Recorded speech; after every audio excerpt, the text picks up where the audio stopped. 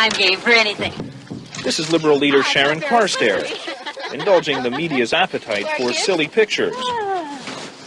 Her campaign bus is no more than a two-door Audi. But here she gets her points across, using a playground as a backdrop for her policy announcement on daycare. The Liberals have no seats here and don't get many votes, and Carstairs would be happy, indeed fortunate, to win her own riding of River Heights.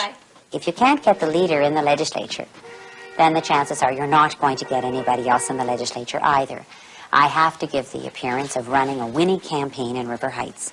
If I give that appearance, and I think we're doing that, then that, of course, reflects on the other candidates' campaigns.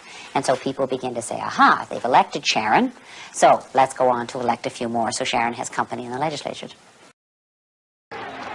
Until this year, peaking too early was never a problem for Sharon Carstairs either.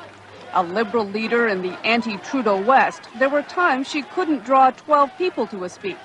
Now she speaks to rallies of 1,200.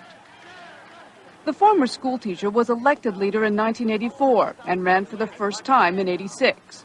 Her campaign then was run on a proverbial shoestring. Her husband as campaign fundraiser, the family car as campaign bus. She was leader of the party but held no seat in the House. She was relegated to keeping an eye on government from the public gallery. The emergency wars, that's where the priorities are with your administration. It wasn't until this televised leaders' debate 2 years ago that she had a chance to meet her opponents on equal turf. Carstairs a chance to get in on this. I think she has some views on it as well. Well, Dr. Farquhar, this is exactly what we have seen in the legislature for the last 4 years. She won the debate and the Liberals' only seat. People said Carstairs was a voice of reason in a province so polarized. To build the personal care that you're talking about. But it was also a voice some found difficult to listen to and predicted would prove a liability. What the needs of this province are. I've often wondered about that, as to whether it was because it was a woman's leader's voice and therefore that was strange to them, or whether it's just because I've become less nervous and therefore my voice doesn't rise that extra decibel and I don't sound as if I've swallowed helium before I do an interview.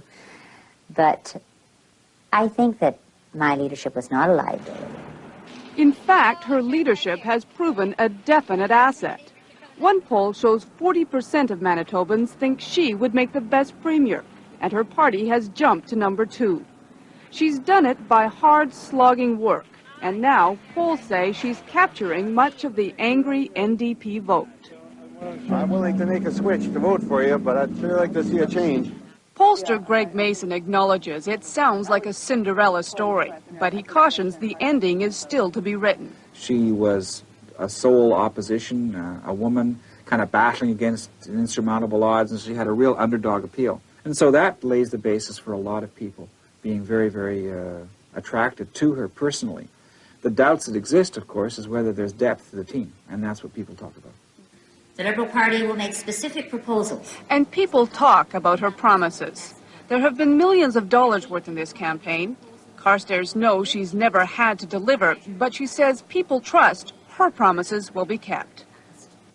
The issue that is below the surface in this election, and I think is below the surface in politics generally in Canada, is cynicism.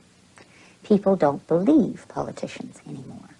And therefore it's very important to try and be straightforward with both campaign promises and directions. But to be fair, you've never had to come through. Neither have a lot of political leaders, you know.